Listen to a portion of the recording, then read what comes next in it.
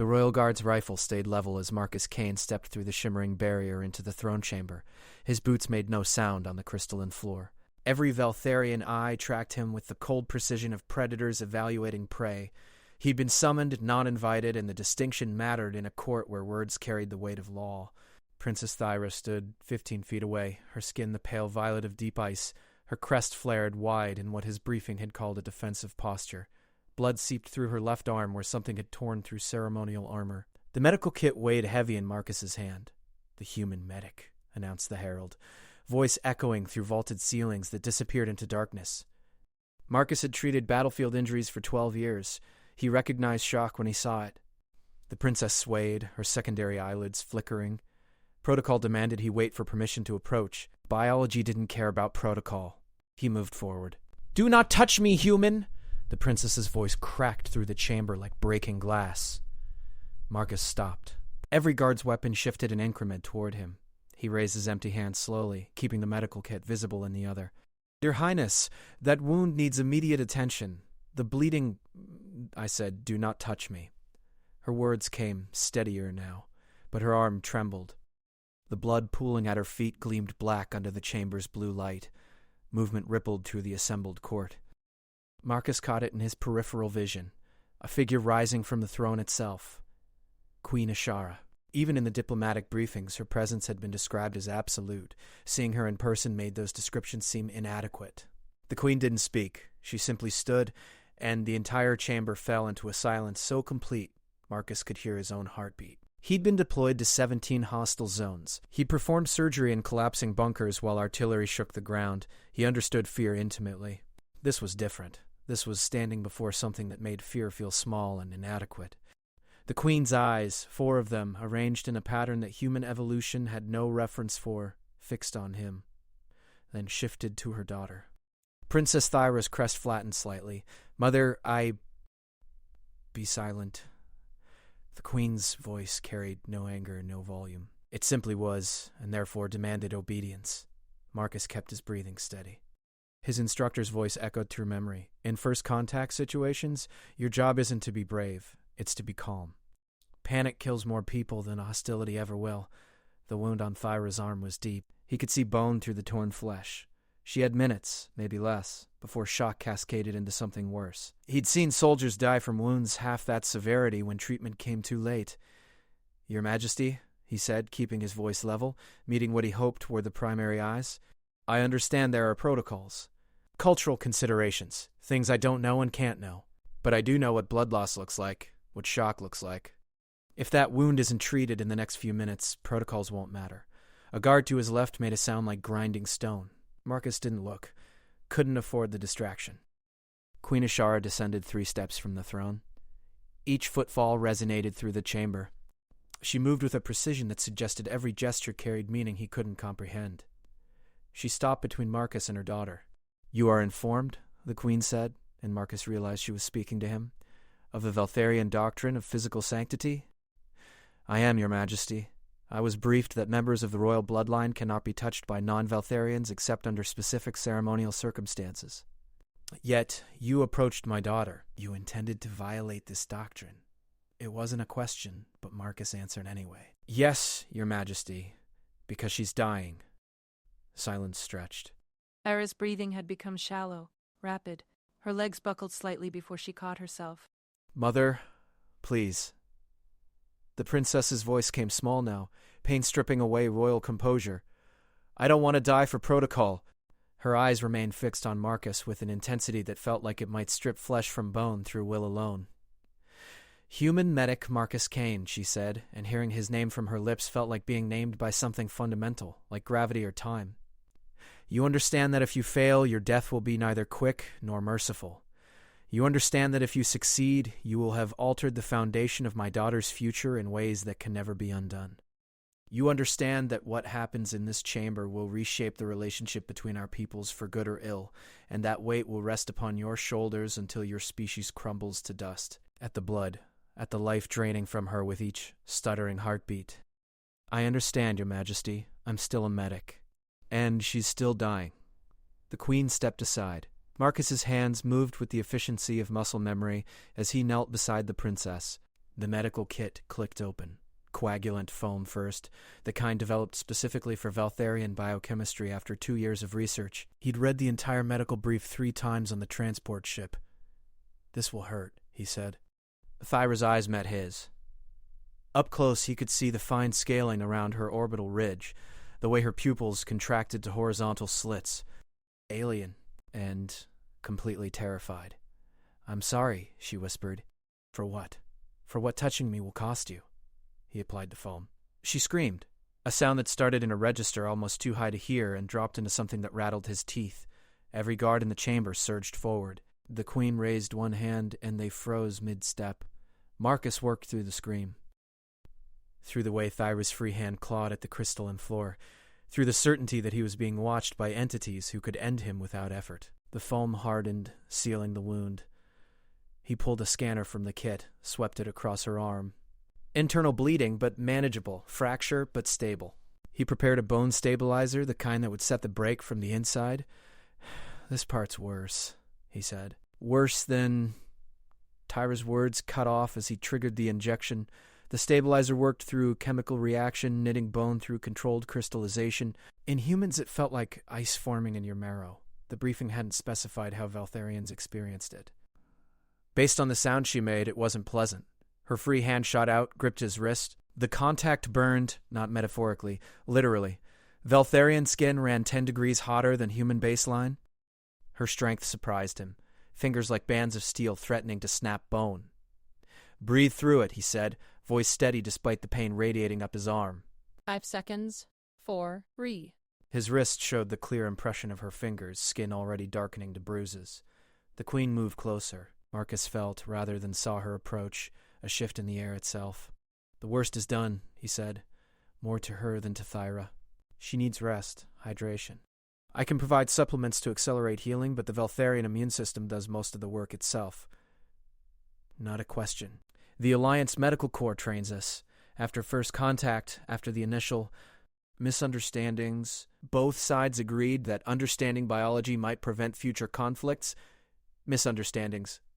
The Queen's tone suggested volumes about what that word concealed. "An interesting characterization of a war that consumed 17 worlds." Marcus finished wrapping Tyra's arm, checking the scanner one final time. Stable. She'd live. He stood, facing the Queen properly. "I wasn't there, Your Majesty. I was 12 when the war ended. But I read the casualty reports. I've met the survivors." Misunderstanding doesn't feel adequate, no. But it's the word diplomats use when they're trying to build something better. Queen Ashara studied him. 4 eyes blinking in sequence created a hypnotic effect, and Marcus forced himself not to look away. "My daughter commanded you not to touch her. You disobeyed a direct order from Veltharian royalty." "Yes, Your Majesty. You understand this creates what your diplomatic corps would call an incident. I understand that saving her life was more important than avoiding an incident. More important than your own life." Marcus considered the question, considered the 12 years he'd spent pulling people back from death's edge, considered what had driven him to volunteer for the First Contact Medical Exchange Program in the first place. "Your Majesty, I became a medic because I believe some things matter more than personal safety. If that belief has consequences, then I'll face them." Thyra had pushed herself into a sitting position, cradling her bandaged arm. "Mother, he saved my life. Whatever the doctrine says, whatever the law demands, the law is clear." Queen Ashura's words cut through the protest. "No outsider may touch the royal bloodline. The penalty for such contact is death." The guards moved into position, forming a semicircle around Marcus. He didn't reach for a weapon, didn't have one anyway. Medical personnel went unarmed during diplomatic assignments. Instead, he stood straight, meeting the Queen's gaze. "If that's your judgment, Your Majesty, then I accept it." "You accept it." Something flickered across her face, an expression Marcus couldn't parse. "You stand ready to die for preserving a life. That's what medics do." The Queen turned to her daughter.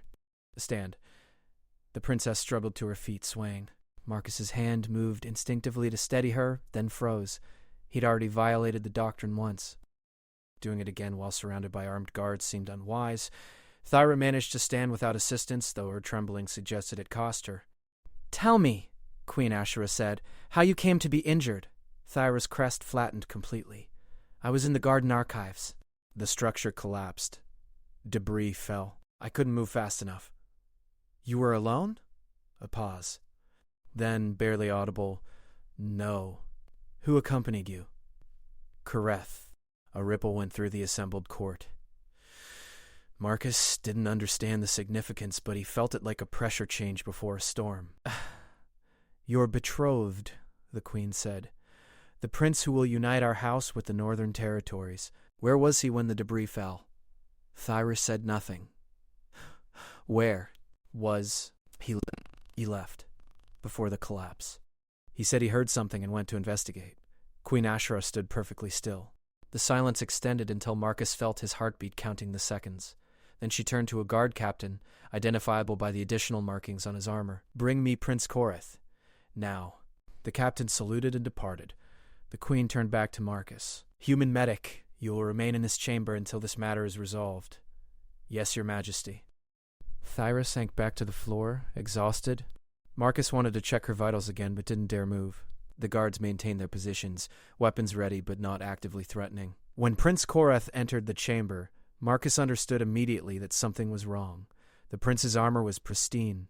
No dust, no debris. For someone who'd supposedly been investigating a disturbance near a structural collapse, he looked remarkably clean. Queen Ashara regarded him with the same absolute stillness she'd shown throughout the encounter. Prince Koreth, explain to me why my daughter lay bleeding while you remained unharmed. The prince's crest flared wide. Aggression, Marcus remembered from the briefing. Your Majesty, I heard sounds in the eastern corridor. I went to investigate a potential threat. When I returned, the structure had already collapsed. And you did not think to call for assistance? To alert the guard? To attempt rescue yourself? The structure was unstable. I judged that bringing proper equipment and trained personnel was more prudent than risking further injury. Prudent? The queen tasted the word. Tell me, Prince Koreth, how long did it take you to make this prudent decision and summon help? Fatal? The timeline was confused. The collapse was chaotic. The guards arrived within 3 minutes of the collapse. The alarm was triggered automatically, yet you, who were supposedly nearby investigating a disturbance, arrived with the second wave of responders 12 minutes after the incident. Your Majesty, I can explain. You left her to die. Not a question. A statement of fact delivered with the weight of absolute certainty. You heard the structure failing and you fled, leaving my daughter trapped beneath falling stone. No, I would never... Silence. The word dropped like a hammer. The garden archives are equipped with motion sensors. The security recording will show precisely what occurred. I am giving you one opportunity to speak truth before I review that recording. What happened? The prince's jaw worked. His eyes darted to Thyra, to the guards, to Marcus, finding no refuge in any direction. The structure was failing, he said finally. I called to her. She was too far inside. I made a tactical decision. You ran. If we had both died... If she had died alone while you fled, you mean? Queen Ashara moved forward until she stood inches from the prince. You would have let my daughter perish to save yourself. Then you would have expressed appropriate grief and mourned the tragic accident that claimed your betrothed. The marriage compact between our house and the Northern Territories is void, the queen declared. You are banished from this court. You will return to your father and explain to him personally why his alliance has crumbled. Guards, escort the prince to the border. If he sets foot in our territory again, kill him. The guards moved with smooth efficiency, surrounding Koreth. He looked at Thyra one final time, perhaps seeking some protest, some defense. She stared at the floor, cradling her bandaged arm. They dragged him from the chamber. His protests echoed through the vaulted ceiling until distance swallowed the sound. Queen Ashara turned back to Marcus. You touched my daughter. You violated our most sacred law. The penalty for this is death. Marcus nodded. He'd known the risk when he stepped forward. However, the queen continued, you did so to preserve her life when her own betrothed abandoned her. You showed more loyalty to the royal line in 5 minutes than a prince showed in months of courtship. This presents a complexity. She began to pace, each step deliberate. If I execute you, I honor our law but demonstrate that we punish those who save royal lives, while those who endanger them escape with banishment.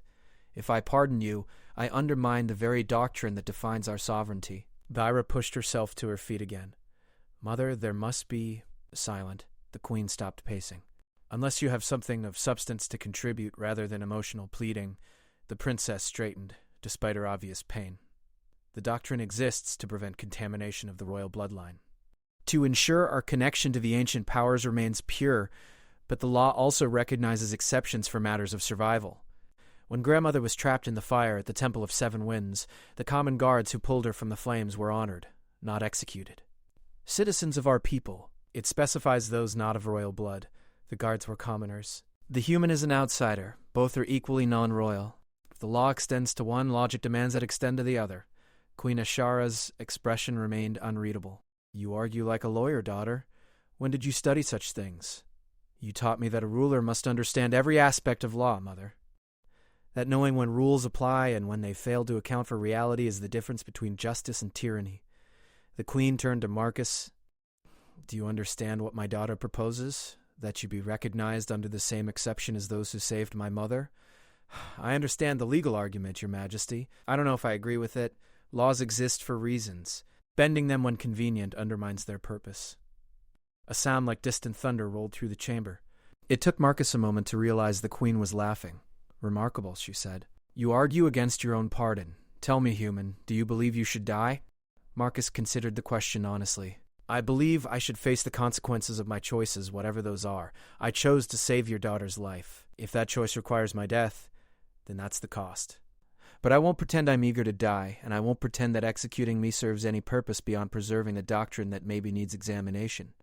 You believe our laws should change? I believe all laws should be periodically examined to see if they still serve their intended purpose. Your doctrine of physical sanctity makes sense in context, preventing foreign manipulation of the royal line, preserving cultural identity, maintaining clear boundaries. But when that doctrine means someone dies who could have been saved, maybe the law is failing its purpose. The queen moved to her throne, settling into it with a grace that made the gesture look inevitable. You speak boldly for someone whose life hangs in balance. Respectfully, Your Majesty, I'm going to die either way. Might as well die honest. Another rumble of that distant thunder laugh. Indeed. Very well. Here is my judgment. Marcus Kane, you violated our most sacred law.